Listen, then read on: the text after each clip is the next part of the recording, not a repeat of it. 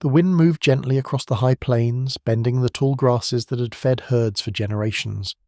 In the soft light of late autumn, a small band of families walked slowly behind the trails of bison, their footprints marking the open ground of a land vast and without borders. The air carried the faint scent of frost, though the rivers still ran free. These people knew the rhythm of the season, the long days of gathering, the shortening evenings, and the stillness that signalled the coming cold.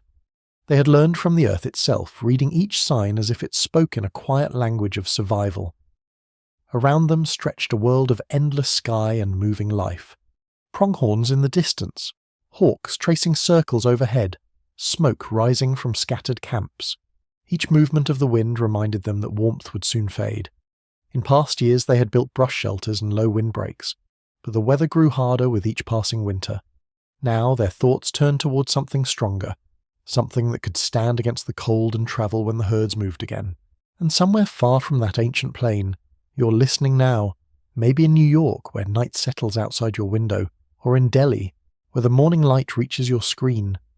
Perhaps you're in Buenos Aires, letting the story drift through the hum of the city, or resting quietly in Seoul as sleep begins to find you.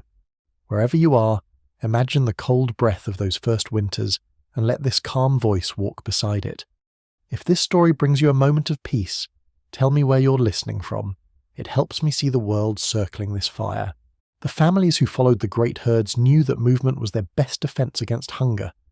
Each season they carried what they owned across the plains, bundles of hides, stone tools, bone needles, and the memory of good ground. When the sky darkened earlier each day, they began searching for places where the wind softened and wood was still easy to gather. The women stretched new hides from recent hunts, scraping and softening them with ash and marrow until they were light yet strong. Men walked along river groves, selecting tall, straight poles of young pine or willow, testing each for strength and balance. Children followed close behind, gathering smaller sticks, sinew cords, and dried grass. Around them, the air smelled of cold water and distant snow. Every movement carried purpose, each hide prepared, each pole chosen with care. There were no written plans, no maps to follow, yet every hand seemed to know what must come next. Around their evening fires, sparks drifted upward like tiny stars as the families spoke quietly about the coming frost. What they built in the days ahead would decide not only their comfort, but their survival when winter sealed the plains in silence. As frost began to gather along the riverbanks, the campfire smoke turned pale blue in the tightening cold. Each night families huddled beneath layered hides, their breath rising in faint clouds inside the half-finished camps. They listened to the soft crackle of burning wood and the distant honking of geese flying south, a reminder that even the sky was migrating. The elders told stories of the first winters, the seasons when storms came early and the grass shelters could not hold. They remembered nights of wind so fierce that fires died in their sleep, and mornings where the ground split with frost. From those memories came wisdom. A home must bend with the wind, not fight it. Smoke must find its way out, or warmth will vanish within. Around the fires, the younger ones watched the elders arrange the poles on the ground, setting them in triangles, then circles, then finally the rising cone. They studied how each line met the other in balance and strength. The tipi's form was not drawn from chance, but from the slow observation of wind, weight, and sky. What they built would not defy the land, it would live as part of it. Morning arrived pale and cold, the kind of stillness that made sound carry far. The families rose early, shaking frost from the hides that covered their packs. Near the river, the men began stripping bark from the poles and smoothing their ends with stone blades. The women spread the largest hides over nearby bushes, brushing them clean and marking the seams where they would later be stitched. Steam rose from breath and water alike, mingling in the quiet air. Across the camp, tools tapped against wood in a steady rhythm, measured and patient. Children brought handfuls of dry grass and thin roots to weave between bindings, their laughter short and sharp in the cold. Each movement had a purpose, every action adding to the next, small pieces forming something that had not yet stood. The elders walked slowly among them, checking each pole's balance, adjusting angles in the dirt with their hands. What they were shaping was more than a place to rest. It was a way to live through the changing world. The teepee would rise not as a wall against nature, but as a continuation of it. breathing with the same rhythm as the wind and the grasslands around them. By the week's end, the sky dimmed earlier, and the first flakes of snow began to drift through the valley. The camp had gathered enough hides to build their first full teepee before the cold took hold. Poles leaned together like the ribs of a great animal, tied at the top with braided sinew, forming a frame that reached toward the dimming sun. The hides, softened and stitched with care, were lifted and wrapped around the structure, layer upon layer, until only the doorway faced the light. When the last seam was tightened and secured, a deep calm filled the air. Smoke from the first fire inside the teepee curled upward through the opening, carrying the scent of pine and ash. The children crawled in, eyes wide with warmth and wonder. Outside, the land stretched silent and white, but within, the orange glow of flame flickered gently on the hide walls. The people sat close, sharing the first meal cooked in their new home.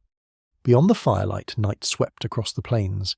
Inside, they rested for the first time that season, sheltered within a shape that would follow them for generations. The teepee stood ready for winter's long breath. The change began quietly. The mornings grew sharper, and the air carried a weight that clung to breath and bone. Across the plains, puddles along the river edges turned to glass, and the grass that once whispered now cracked beneath their steps.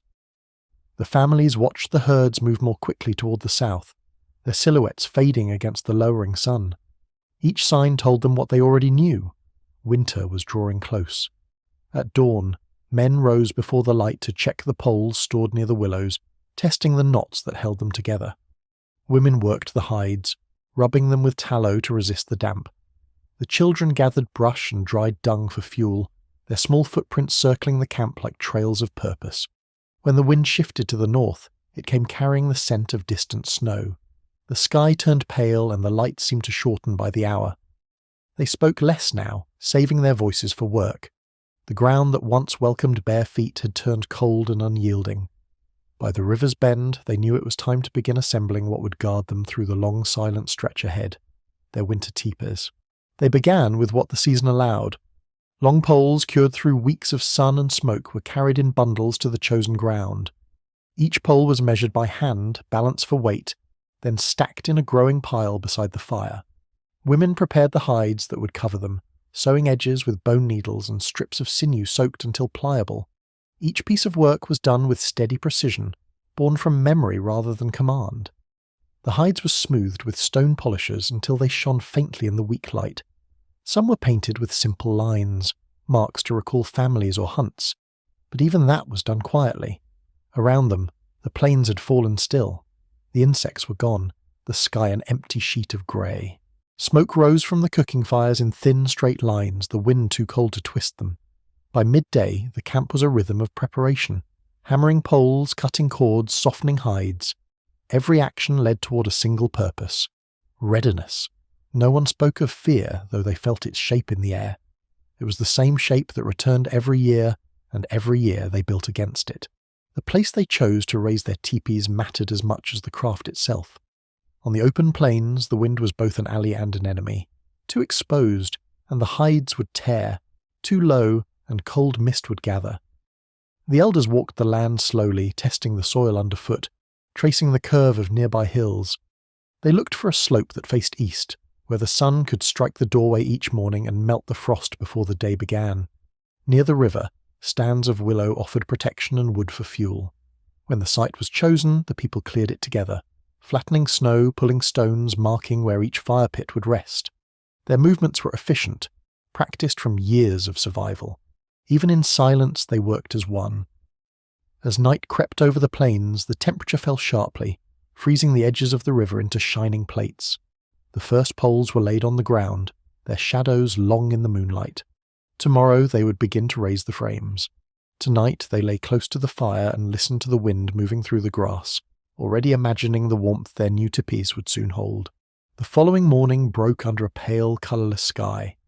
The ground crunched underfoot as frost hardened the soil, and thin sheets of ice traced the edges of puddles where horses once drank. The families rose without words, each already knowing what the day demanded. Men carried the first poles upright, setting them into a tripod that would guide the others.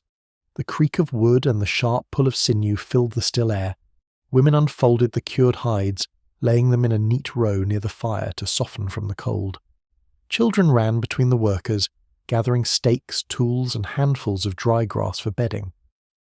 The land was quiet except for their motion, the steady rhythm of people building the structure that would keep them through the season.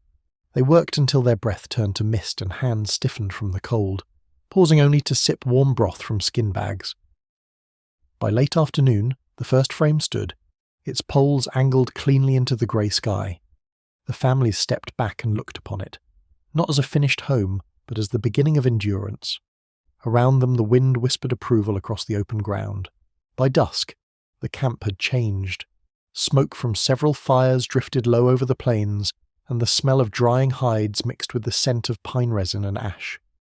Women worked into the evening light, sewing panels together by fire glow while men checked the pole bindings for strength. Sparks rose into the air, brief stars swallowed by the cold night. Inside one nearly finished teepee, a small flame burned steady in a shallow pit, testing the way the smoke rose through the top opening. The hide walls fluttered gently, alive in the steady breeze. The elders watched closely, nodding when the draft cleared cleanly through. They knew that such small details meant survival. Outside, families gathered their tools, wrapping them in leather and placing them near the entrances for morning.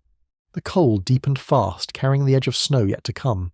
From inside the new structures came faint sounds of movement, breathing, quiet talk, and the scraping of wooden bowls.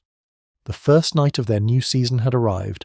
Though unfinished, the camp stood ready to meet the storm. In the glow of scattered fires, the people of the plains settled beneath the hides and waited for winter's hand.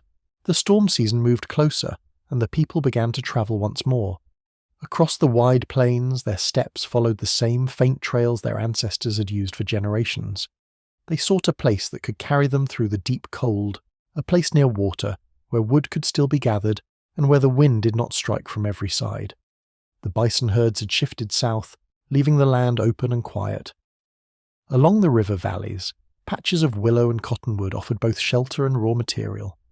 The elders led the group on foot, scanning the horizon for signs of game or danger, their eyes trained by years of winter searching. The young carried bundles of poles over their shoulders, while others guided dogs pulling small loads tied to frames of hide and wood. Frost glimmered in the grass as sunlight broke through the low clouds. They paused often, listening to the wind and testing its direction with handfuls of dust. Every decision they made rested on how the earth felt beneath their feet. Each step brought them closer to the ground that would soon hold their teepees, their circle of safety against the white silence ahead. By midday, they reached a stretch of land bordered by a slow-moving river and a ridge of low hills. Here, the air felt calmer, and the ground sloped gently toward the east. The elders exchanged quiet nods, reading the terrain with practiced certainty. The soil was dry enough to hold stakes and high enough to avoid the flood that might come with sudden thaws. Around them, the remains of past fires showed that others had camped here before, perhaps last winter, or the one before that. The people moved efficiently, marking the area where each teepee would stand, leaving space for walkways and fire pits. The river offered both water and a shield from the harshest wind. Men gathered fallen branches for fuel, while women unpacked hides, spreading them to warm in the thin sun. The rhythmic scraping of tools and low murmur of voices filled the air. A few hunters moved farther out, watching for tracks near the frozen banks. It was here they decided that they would stay until spring's first thaw.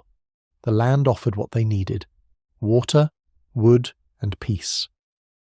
As the day faded, the camp began to take form, quiet and deliberate as the changing light. When darkness came, the camp settled into its new rhythm.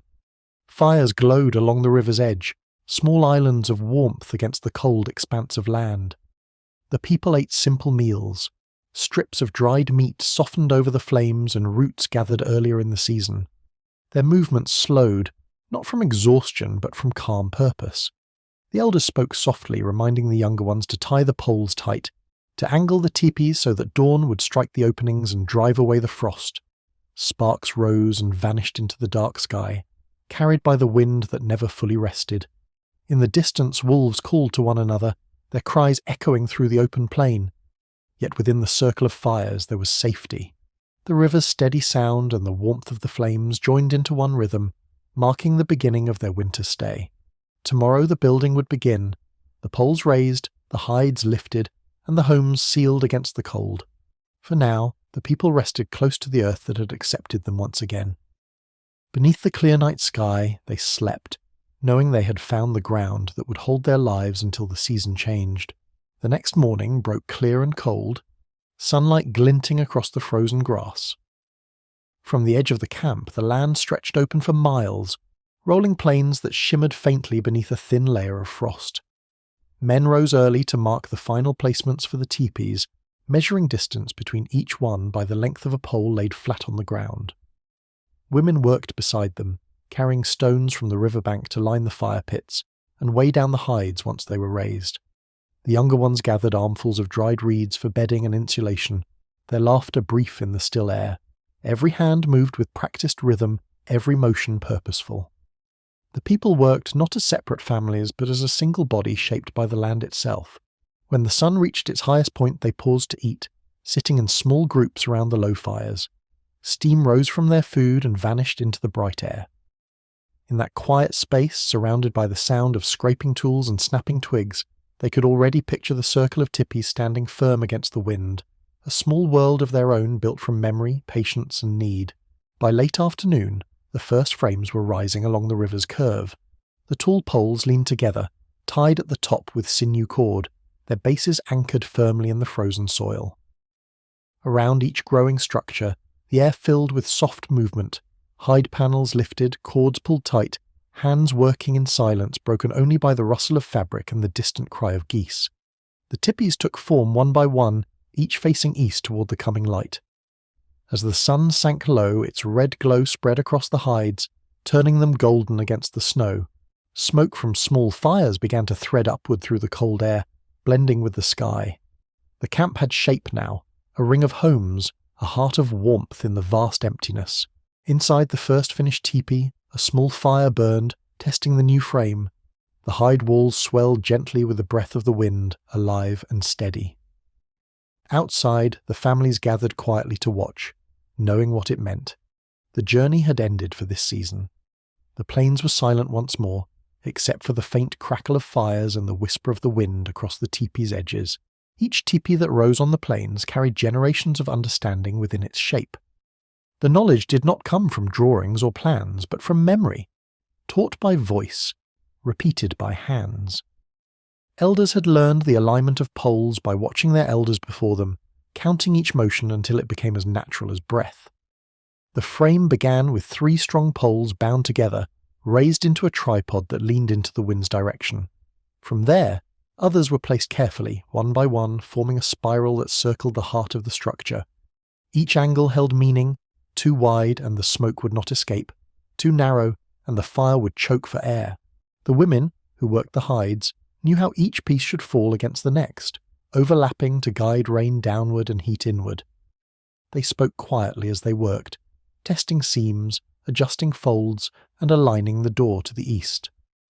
The tipi's design had no waste, no decoration for its own sake. Every part served survival. When the last pole was tied and the rope tightened, the elders watched with quiet approval. The shape before them was more than a shelter. It was the pattern of endurance itself. The making of a teepee was a shared effort, divided by knowledge and experience. Men shaped the poles, ensuring they were smooth and equal in length, scraping them down until the wood gleamed pale beneath the cold light. Women softened the hides through hours of work, scraping, rubbing, and folding until the surface felt warm and flexible to the touch. When the hides were ready, they were stitched together in long curved panels, forming a single, seamless covering that would wrap the frame like a second skin. Children carried tools and fetched water from the nearby stream, learning by observation more than instruction. Around the worksite, small fires burned, used to warm hands and dry the cords. Every person played a part, and though no one spoke of rank, the wisdom of the oldest guided every decision. They remembered which winds were strongest, how to angle the smoke flaps, and where the door must face. Through repetition, the knowledge remained alive, passed from generation to generation, from motion to memory. When the hide covering was finally lifted and secured, the air filled with the dry sound of leather against wood, and the first true walls of winter stood ready to breathe. Each teepee had its own rhythm of construction, yet all shared a harmony that came from the land itself. The poles rose like the bones of the plains, light, flexible, and enduring. Around them, the families worked in a steady circle, adjusting, testing, and tying without waste or hesitation. The hides were laid in a spiral motion, the seams overlapping like the layered feathers of a bird's wing. At the top, 2 adjustable flaps served as the smoke vents, their movement controlled by long poles from inside. This allowed the fire to breathe through the structure without letting in the cold. The design had been shaped not by invention but by centuries of experience, by countless winters that had tested and refined it. A teepee could be built in a day and taken down in an hour, yet it stood firm against snow and wind. Its perfection lay in simplicity. As the families worked, the camp filled with the sound of scraping, tying, and quiet talk.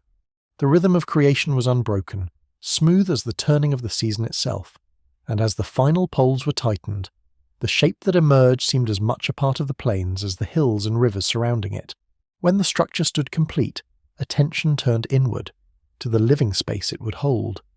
The interior of each teepee was arranged with care and precision, shaped by years of understanding how to balance warmth, light, and storage. The fire pit sat at the centre, a shallow ring of stones that cradled glowing coals through the long nights. Sleeping areas were placed behind it, lined with layers of hide and dried grass for insulation. Tools and weapons rested near the door, where cold air entered least. Along the inside walls, bags of sinew, dried meat, and herbs hung from leather cords. Every detail followed a logic learned through generations of trial. The people knew that a poorly placed fire or uneven vent could bring danger in the night. Above, the smoke flaps were tied open to the stars, allowing a thin thread of warmth to escape. Inside, the air smelled of pine resin, ash, and hide. When a family entered their newly built tipi for the first time, they stepped softly, as though entering something sacred. It was not just a dwelling, it was a body that breathed, warmed, and protected them. It carried the shape of the land, translated into survival. Outside, the camp had changed. Where once the plain was bare and cold, it now shimmered with circles of standing tipis, their hide walls glowing faintly beneath the pale winter sun. The people moved quietly among them, adding final touches, stones around the base, coverings for the entrances, and markings along the sides that told family lineage or memory of past hunts. Each tipi carried its own small story, painted in natural pigment or etched with fine cuts in the hide. From above, their arrangement formed a loose circle around the central fires, the heart of the camp's life. Smoke drifted upward in steady ribbons, dissolving into the open air. For the first time in many days, laughter returned, low, brief, but certain. The work was done. The knowledge that had shaped every line of these homes lived again, not in tools or words, but in the skill of those who remembered. As the sun began to fall, the shadows stretched long across the plains, touching each teepee in turn. Inside them, the fires would burn through the night, and the people would rest beneath the same stars that had guided their ancestors before them. The pattern endured, unbroken. The first strong winds of winter swept across the plains before noon, a low, unbroken sound that rolled through the valleys like distant surf. The people moved quickly to reinforce their new homes. The tipis stood firm, but the open land offered no mercy. Each gust tested the work of their hands. Men tightened bindings at the poles, driving stakes deeper into the frozen soil with heavy stones. Women pressed the base edges of the hides flat, layering them with earth and snow to block the drafts that slipped beneath. The air stung their faces, numbing fingers and ears, yet no one paused for long. They worked with quiet urgency, their movements steady and efficient. Smoke flaps were adjusted to lean away from the wind, and the door coverings were tied close against the cold. When the gusts grew stronger, they crouched beside the poles, listening to the framework hum with pressure and release. Each sound told them something, where to tighten, where to seal. The tipis bent slightly with the wind, never breaking, their shape designed for such strain. By dusk the storm had passed. The hides held fast, the fires burned steady, and the people had learned once again that strength begins with balance. Inside the teepees, the firelight flickered against the curved walls, reflecting the rhythm of the wind outside. The families gathered close, repairing small seams and reshaping the hearthstones to control the draft. Children sat quietly beside the flames, feeding small twigs into the coals and watching the smoke twist upward toward the vent. Women tended to the hides stretched over wooden frames, softening them again with warm grease and scraping away any frozen moisture that could stiffen the covering. Every act of care, no matter how small, carried purpose. The men checked the smoke poles, ensuring they moved freely and did not freeze in place. They rubbed the bindings with tallow to keep them from cracking in the dry air. The tipi's interior was warm enough for rest, yet cool enough to keep the hides from shrinking. Outside, the snow hissed softly against the outer walls, each grain a whisper of the storm beyond.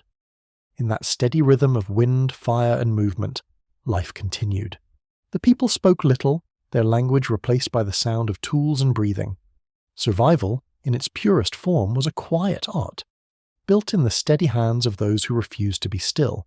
When morning came, the plains were white and still. The storm had left a thin crust of snow across the ground, glittering in the pale light. The tipis stood like islands of warmth, their smoke rising straight into the cold sky. The people emerged wrapped in hides, brushing frost from their hair and shoulders.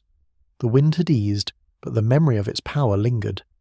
They walked the perimeter of the camp, checking each tipi's bindings, tapping the poles to hear their sound. A dull tone meant moisture had frozen inside. A sharp one meant it was strong. Women cleared the entrances with woven brooms of grass, sweeping snow away from the fire pits. Men gathered broken branches from the nearby ridge, their footprints marking dark paths across the white field. The children carried small baskets of snow to melt for water, their laughter faint but welcome in the clear air. By midday, the sun's reflection on the snow was bright enough to warm the hides. The camp felt steady, renewed. The people knew more storms would come, but the test had been met. Their teepees had held fast, proof that the design born from their ancestors still belonged to the living. As the days passed, the winds returned again and again, each storm slightly different from the last. Some came with snow that drifted high against the teepee walls, others with dry air that cut through every seam it could find. The people had learned to read these changes with precision. When the air grew sharp and dry, they dampened the hides slightly before nightfall so they would tighten against the poles. When snow began to pile too deeply, they used wooden paddles to press it around the base, creating an insulating wall that trapped warmth inside. The teepees were living things in their care, never static, always adjusted to match the will of the plains. Inside, the sound of the wind became familiar, like a slow breathing that rose and fell through the night. The hides trembled with each gust but held strong, flexing just enough to release the force. It was this give, not rigidity, that kept them safe. The people understood that to survive here, they could not fight the land, they had to move with it. Each adjustment, each repair, was an act of conversation between human and earth, spoken in hide, pole, and flame. When the last of the heavy winds faded, calm settled over the camp. The sky opened wide and clear, and for the first time in many days the air carried warmth instead of frost. From the ridge above the valley, the circle of teepees looked small but complete. Each one tilted slightly east, each smoke vent aligned in quiet symmetry. The people moved more slowly now, their tasks lighter. They repaired tools, dried meat, and tended to their fires with unhurried care. The sound of hammering poles had faded, replaced by the steady crackle of burning wood. In the evening they gathered outside to share food, their voices carrying softly through the still air. Children traced lines in the snow, while elders watched the last light fade behind the horizon. From the distance, the camp appeared as a constellation of faint orange glows against the blue dusk. It was the same pattern that had existed for centuries, a circle of warmth in a land of cold, renewed each winter through patience and labour. As the people returned to their teepees, the hides rustled gently in the breeze. Above them, the stars shone without motion, ancient witnesses to the work of human hands. When the first true cold of winter settled across the plains, fire became the heart of every teepee.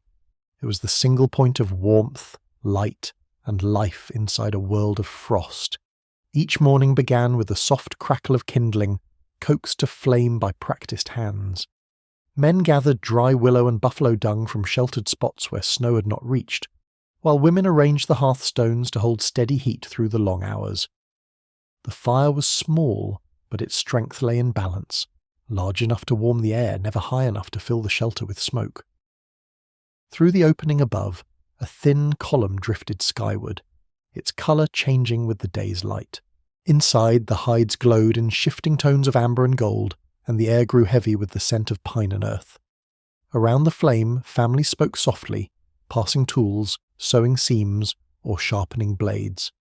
The fire's rhythm shaped their days, marking time between the grey light of dawn and the blue silence of night. Outside, snow moved endlessly across the plains, but within the circle of the teepee the world was still, bound by warmth and by the steady patience of flame. Keeping fire alive through the long nights was an unspoken duty shared by all. Before sleep, one person always stayed awake to tend the coals, feeding them gently with dry wood until the first light showed through the top vent. The coals were never allowed to die. Even a faint glow meant safety. When the wind shifted and the smoke began to drift low, they adjusted the flaps with poles, learning by instinct how to read the air's movement. Children watched, memorizing which winds demanded a wider vent and which called for closure. The teepee was a breathing space. The vent at its crown opened like a lung, releasing the smoke that would otherwise choke the life it created. In the quiet hours before dawn, the red light flickered against the hides, casting faint shadows that moved with the flame. Outside, the snow deepened, piling against the windbreaks. Inside, the coals whispered and pulsed, a heartbeat through the night. The people learned to rest lightly, waking at the smallest change in draft or sound. For them, survival was not only about building shelter, it was about maintaining the delicate conversation between warmth, air, and light. During the days of deep cold, smoke marked the living from the lifeless. Across the white plains, thin grey trails rose from the camps like signals of endurance. The fires inside each teepee served many roles beyond heat. They cooked food, dried clothing, and hardened tools. Women placed strips of meat on wooden racks above the flames, letting the smoke cure them for the weeks ahead. Men held spear shafts over the coals, rotating them slowly to temper the wood. The fire was never wasted, its every flicker given purpose. Around it, the people found rhythm and order, mending, weaving, carving. The sound of scraping bone and crackling wood filled the steady air. Each teepee had its own firekeeper, usually the eldest or most experienced in the family, who knew by sight alone when the flame was right. The air inside was warm but dry, carrying the faint bitterness of burned pine and ash. Even in silence there was movement, the shift of bodies, the murmur of work, the hiss of the fire. Beyond the hide walls the world was white and without sound. Within, the light continued to move, shaping the hours as gently as the wind shaped the snow. As winter deepened, the mastery of fire became both science and tradition. The people knew which woods burned slow, which sparked too high, and which gave the cleanest smoke. Dried willow was prized for steady heat, pine for the quick blaze that started each morning's flame. Every spark was guarded carefully, embers carried from teepee to teepee in small bowls of ash, never left unprotected. When visitors arrived from nearby camps, they brought coals wrapped in hide as gifts, a quiet offering of warmth between families. Fire joined them as language once did, shared and understood without words. Within each teepee, the balance between air and flame remained constant work. Too much heat, and the hides would stiffen, too little, and frost crept inward from the ground. Women learned to tilt the hides or open small vents with bone pins to manage the draft. It was a living relationship, care, observation, and memory. The children watched, their faces orange in the glow, learning how to read smoke the way one reads sky or water. These lessons would outlast the cold itself, shaping the rhythm of their lives long after the snow melted and the plains turned green again. When the longest night of the season arrived, the fire burned bright and low, its warmth spreading evenly through the shelter. Outside, snow fell in fine crystals, whispering against the hides. Inside, the families sat in calm silence, their faces half lit by the flickering glow. The elders spoke quietly, reminding the younger ones that the fire was not only light but memory. The same flame carried through countless winters, linking them to those who came before. Around them, the tipi walls pulsed gently with the rhythm of the wind, breathing in unison with the flame. The scent of smoke clung to their hair and clothing, marking them as part of the land itself. Before sleeping, the firekeeper stirred the embers, spreading them into a ring that would hold until dawn. The final sound before rest was the faint crackle of burning wood, steady and alive. Beyond the camp, the plains lay dark and unbroken, but within each teepee glowed a small universe of warmth. It was in these nights that the people understood what endurance truly meant, not defiance of the cold, but harmony with it. The fire would fade, but its glow remained inside them, guiding every winter yet to come. The deep winter came without warning, a slow tightening of the air, a silence that swallowed even the wind. The snow no longer melted between storms. It stayed and built layer upon layer, sealing the plains in white. The teepees stood firm, half buried at their bases, smoke rising from each like thin grey threads against the pale sky. Inside, life shifted into a new rhythm, slower, quieter, but constant. The fires burned low during the day to save fuel, then brightened at dusk when cold crept closest to the ground. Each family learned to measure time not by sunlight, but by the glow of their hearths. The people moved carefully within their small spaces, conserving energy, speaking softly. Food stores were rationed, dried meat and roots shared carefully from hanging bags. Children played near the fire, carving small figures from wood or bone, their laughter brief but welcome. Outside, the snow pressed against the hides, muting every sound. Even the animals had vanished, retreating to their own dens of warmth. The world seemed smaller now, contained within the circle of the teepee and the steady breath of its fire. Each day survived was a quiet victory against the endless cold. As the storms thickened, the people relied on their patience as much as their strength.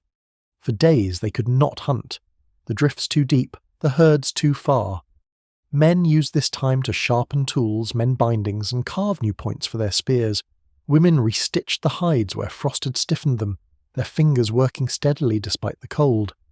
The children gathered what little wood remained near the camp, pulling it from beneath the snow with sticks. Inside each teepee, the walls seemed to breathe, expanding with warmth and tightening when the wind howled. The people learned to listen to these changes. A shift in sound meant snow piling too high against one side, or the wind turning from another direction. When the storm paused, they stepped outside to clear the drifts, their bodies half hidden in the swirling white. Every motion was deliberate, efficient. They spoke little. Each breath turned to mist before it reached the air. The tipis stood like islands across the frozen land, their smoke the only proof of life in the vast silent plain. Within those thin walls of hide, the people waited, trusting in what they had built and in the endurance that had carried them this far. Inside the warmth, the season created its own world. The days blurred together, marked only by tasks repeated with quiet devotion. The people cooked, repaired, and rested in a pattern that seemed eternal. The children listened to the elders' voices, learning the old stories, how the first shelters were built, how the bison returned each spring, how patience was stronger than hunger. These tales were not told for comfort, but for remembrance. They carried the memory of survival, a thread that reached back through time. As the winds howled outside, the camp became a place of reflection. Men spoke of the hunts to come, planning routes once the thaw began. Women examined their tools and garments, marking what must be remade before travel. Through the smoke vent the stars sometimes appeared, cold and sharp above the drifting snow. They were the same stars their ancestors had watched from other winters, in other valleys. In their light, the people found reassurance that this season too would pass. Beyond the walls, the plains waited silent beneath the ice, but inside the teepees, life continued, measured in warmth, in quiet work, and in the shared breath of those who endured together. When the storms broke, even for a day, the camp stirred with renewed motion. The men stepped out first, shielding their eyes against the brightness that followed the snowfall. The air was sharp, and every sound carried far. The creak of the poles, the crunch of boots, the distant crack of ice shifting on the river. Hunters climbed the nearby ridges to search for tracks, scanning the horizon where bison trails once ran. They carried light spears and wore layered hides, their movements deliberate and slow. Below, women gathered melted snow for water, their wooden bowls steaming in the cold air. They spread damp clothing near fires, letting the heat drive out the frost. Children gathered twigs and dry grass where the wind had cleared the ground, laughing as they filled their small baskets. For a few hours the camp felt alive again, the sound of voices cutting through the stillness. Then, as clouds returned, the people retreated back into the glow of their teepees. The brief light had given them strength. They had learned that even in the hardest winters the world offered small pauses, moments to breathe, to repair, and to remember that endurance was built one day at a time. By late winter, the camp had grown quiet once more, but not weary. The people had settled into the deep calm that comes when struggle becomes routine. Food was scarcer, but their stores held. The fires burned smaller, yet steady. The hides had darkened from smoke, their edges hardened with frost, but they remained strong. Each family understood what had been gained from these months of stillness, the certainty that their ways worked, that their patience mattered. At night, they gathered in low voices, counting how many times the wind had shifted, how many stars they had seen through the smoke vent. Beyond the hides, the world was still locked in white, but the faint smell of thaw was beginning to rise from the ground. The elders could sense it even before it came, the promise of running water, of birds returning. Soon they would take down the tipis, pack the poles, and follow the herds once more. For now they rested beside their fires, surrounded by the warmth they had built and the quiet strength it had taught them. The cold no longer felt like an enemy. It was a teacher, one that had shaped them as surely as the land itself. When the first warmth touched the plains, it arrived quietly. Snow softened at the edges, and water began to thread through the frozen ground. The sound of dripping filled the air like distant song. Inside the camp, the people stirred from their winter rhythm. The fires no longer needed constant tending, and the hides that had grown stiff from frost loosened again in the gentler air. With the change came reflection. The families spoke of the season behind them, of storms endured, of shelters that had held firm. Around each fire they reviewed what had worked and what had failed. Some tipis had weathered the winds perfectly, others had needed repair. The elders walked among them, noting which poles had bent and which lashings had cracked. Every imperfection was a lesson, stored in memory for the next cold season. Knowledge was not written or marked, but carried in stories and gestures, in the way hands moved across hide or tied a cord. The land itself had been their teacher, and they had listened well. The cold had tested their skill, but it had also deepened their understanding. As the snow melted away, they prepared to rebuild, not because they must, but because they could improve. The first task after winter was to care for the tipis that had sheltered them. The hides were lifted from the frames, spread flat upon the ground, and brushed clean of soot and frost. Women examined each seam, cutting away weakened threads and replacing them with new sinew soaked for strength. Men laid the poles in long rows, scraping away the roughness left by ice, and tightening any cracks with resin. Every piece was studied, touched, and repaired. These acts of care were not hurried. They were ritual, a way of honouring what had endured with them. Children helped by gathering fresh willow bark to make bindings, learning through repetition. The camp filled with the sound of scraping, brushing, and quiet talk. The air smelled of thawed earth and smoke, a scent that promised movement again. When the hides dried beneath the pale sun, they turned supple and light, ready for travel. The people knew that soon the herds would move, and they would follow. But before that, they made sure nothing from winter's struggle was forgotten. Their survival depended not on luck, but on remembering, the precise art of seeing where the cold had spoken and where they had answered. The lessons of the cold did not belong to one family alone. When the days lengthened and the wind grew warmer, groups from neighbouring camps came together, gathering along river valleys to share stories of survival. Elders greeted one another with firm hands and nods, their faces marked by wind and smoke. Around the fires they exchanged knowledge, how one had anchored poles deeper against shifting snow, how another had sealed seams with softened fat to keep out the drafts. These details travelled far, carried by memory from camp to camp. In this way, experience became a living map, guiding those who would face future winters. The younger ones listened quietly, committing each word to heart. Between discussions, they repaired tools, traded dried meat, and helped each other lift the teepees once more. The land that had divided them during the storms now brought them together.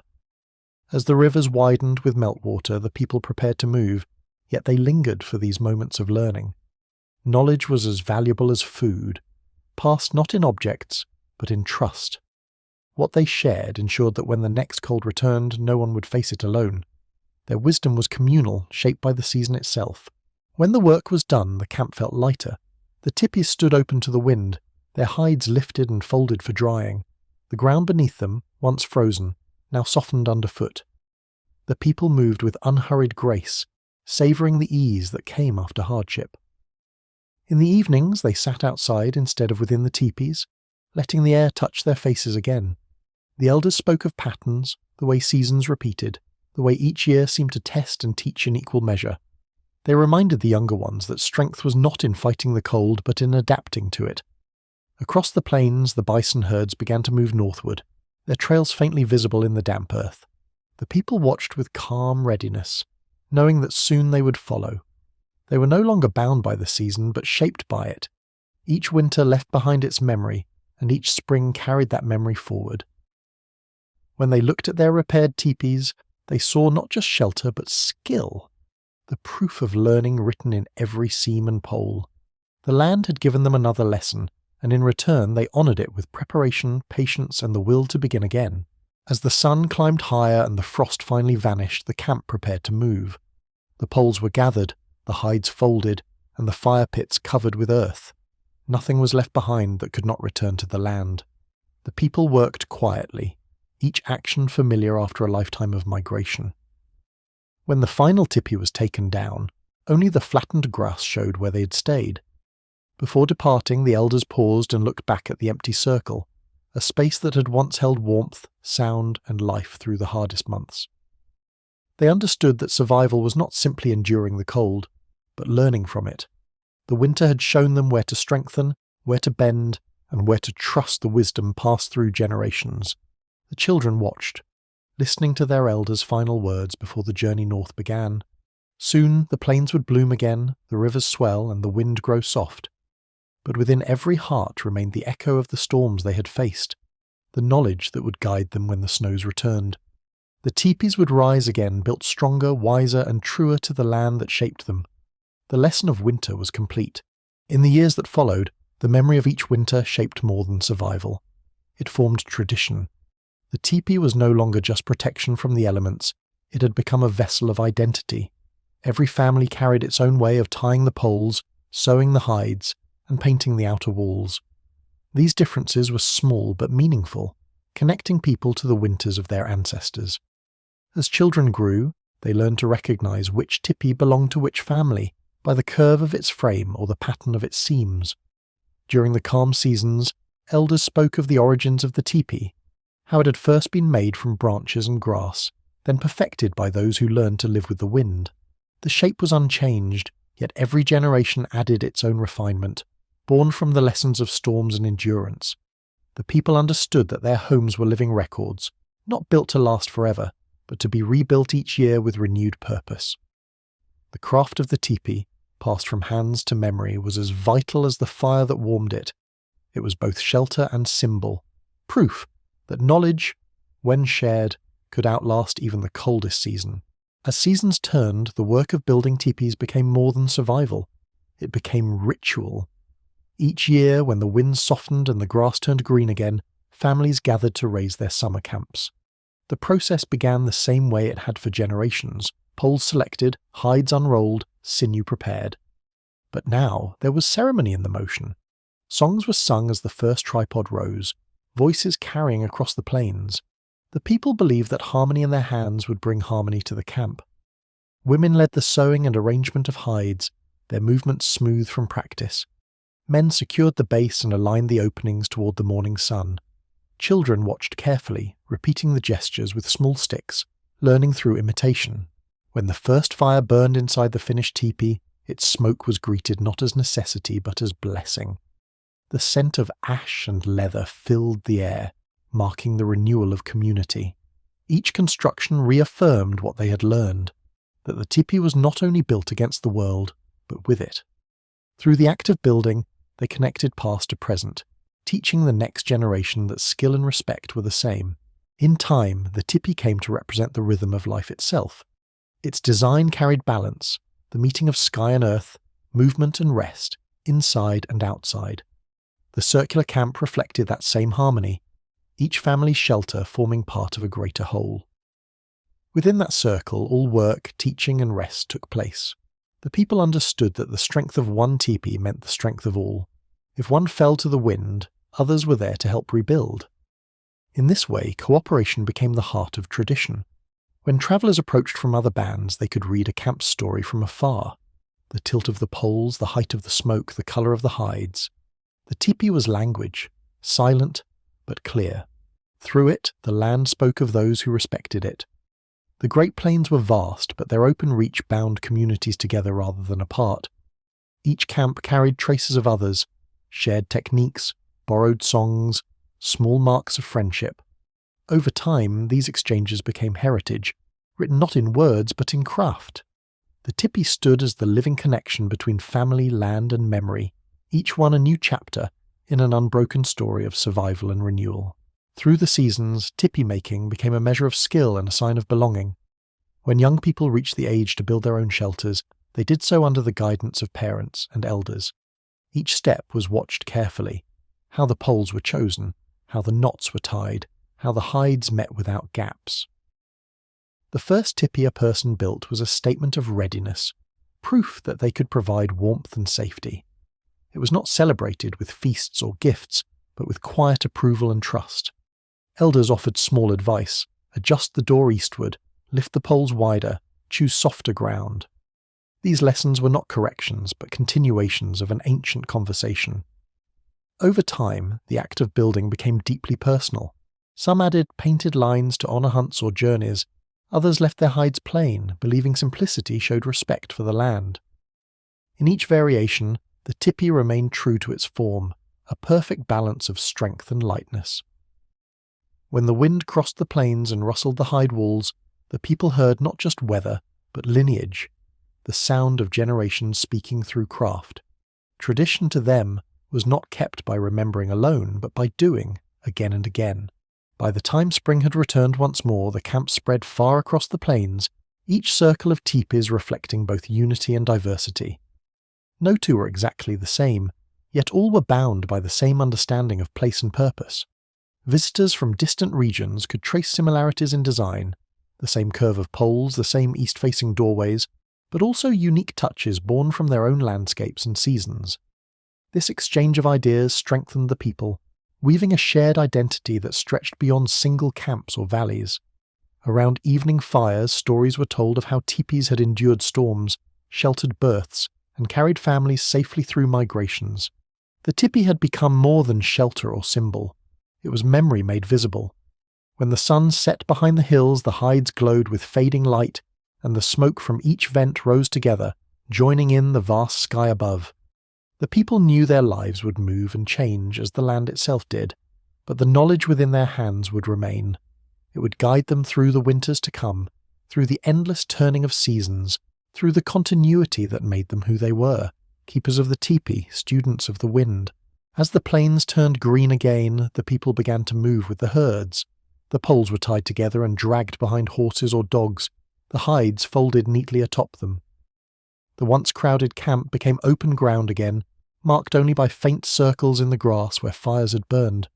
The air was warm now, carrying the scent of growing things. Along the rivers the sound of insects returned, and the wind no longer bit at the skin. The people walked with ease, their steps light after months of confinement. Each pole, each bundle, each tool carried the memory of the winter they had survived. The teepee had done its work.